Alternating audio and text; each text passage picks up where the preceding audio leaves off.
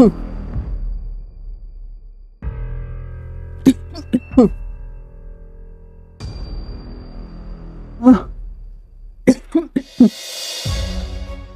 माँ जी, सुबह से कितना खास रही हैं आप?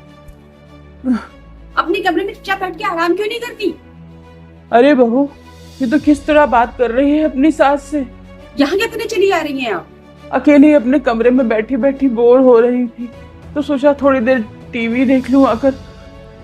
पाँव कबर में लटके हैं, लेकिन शौक नहीं कम हो रहे हैं आपके टीवी देखने के। अरे बहू, ये तो किस तरह बात कर रही है मुझसे। चुपचाप अपने कमरे में पड़ी रहा करिए। पूरे घर में खांस खांस के इन्फेक्शन फैला रही हैं आप। क्या चाहती हैं? आपकी तरह हम भी बीमार पड़ जाएं?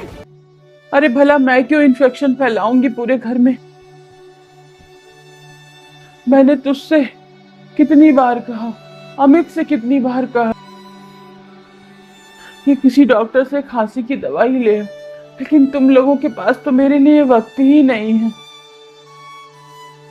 सब अपनी अपनी दुनिया में मस्त रहते हैं, मुझ बुढ़िया की तो किसी को फिक्र ही नहीं है। तो क्या करें, सारी जिंदगी आपकी ही तीमारदारी करते रहे, हमारी अपनी कोई लाइफ नहीं है क्या? और आप तो आए दिन बीमार पड़ी रहती हैं, कभी कुछ तो कभी कुछ।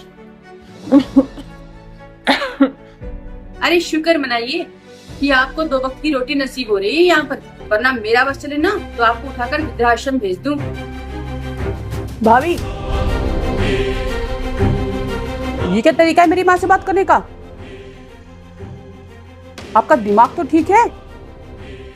और आपकी हिम्मत कैसे पड़ी मेरी माँ को वृद्धाश्रम भेजने की बात भी करने की? भैया के तो आंख में आपने पता नहीं क्या धूल झोंक दी है, ना तो उन्हें कुछ दिखाई पड़ता है ना ही सुनाई पड़ता है।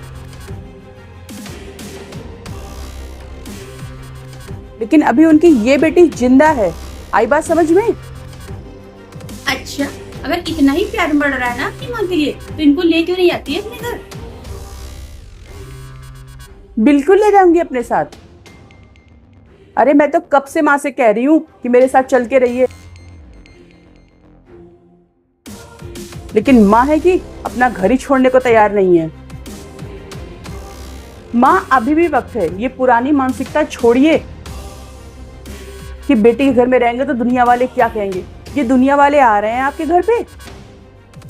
क्या दुनिया वाले देख रहे हैं कि आपकी क्या हालत हो रही है, कि बेटा बहू आपकी क्या हालत कर रहे हैं?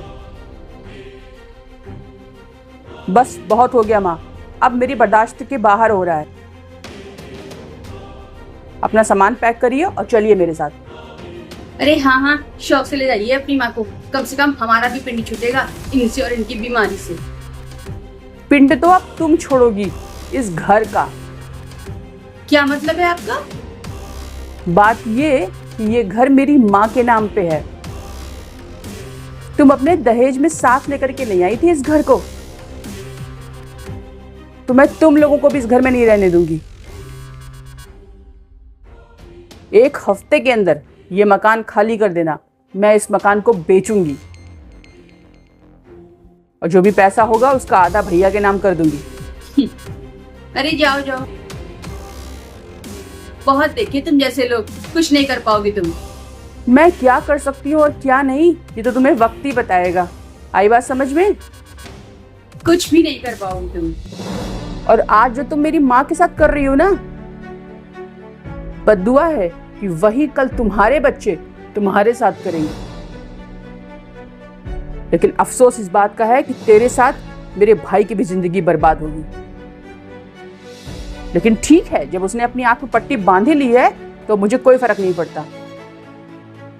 लेकिन मैं अपनी माँ को इस तरह घुट घुट के मरते नहीं देख सकती। अरे तू अपनी माँ को भेज वृद्धाश्रम, मेरी माँ को नहीं। जुबान संभाल कर। जुबान तू संभाल के बात कर, और 1 हफ्ते के अंदर ये मकान खाली कर देना। आई बात समझ में?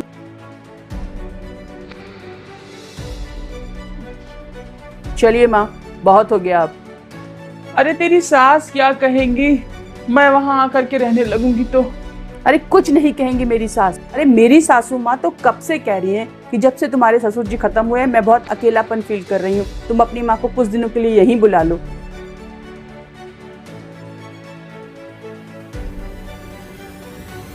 अरे आप उनके साथ बैठ के अपना दुख सुख शेयर करेंगी ना तो उन्हें भी अच्छा लगेगा और आपका भी मन लगा रहे। मैं उनसे बात करके आई हूँ, मुझे पहले से ही इन सब का अंदेशा था। प्लीज माँ चलिए अब यहाँ से।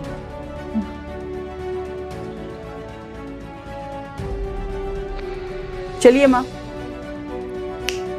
1 हफ्ते